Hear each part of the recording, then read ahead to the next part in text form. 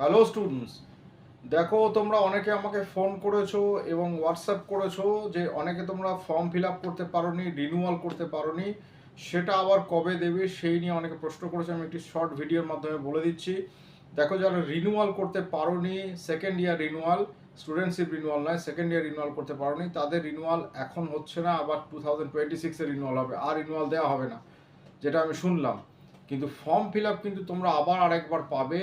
যারা form fill up কোনো কারণে মিস আপ করেছো তারা ফর্ম ফিল আপ আবার পাবে। সেটা এই মাসের শেষের দিক হতে পারে, 28, 29, 30 হতে পারে, 30 তারিখ হতে পারে, 29, 30 হতে পারে, বা ও মাসের প্রথম দিক হতে পারে। এটা মোটামুটি কনফার্ম হয়ে গেছে, তোমরা আরেকবার ফর্ম ফিল আপ করতে পারবে। কিন্তু রিনিউয়াল যারা করতে পারোনি তারা কিন্তু আর রিনিউয়াল তোমরা পাবে না, এটাই কনফার্ম। ফর্ম ফিল আপ যারা করতে পারোনি তারা অবশ্যই একটু ওয়েট করো, তারা ফর্ম ফিল আপ করতে পারবে। এটা জেনে রাখো। যদি তোমার এই বিষয়ে কিছু জানার থাকে আমাকে হোয়াটসঅ্যাপ করবে, আমি তোমাদের ডিটেলস আরও বলে দেবো।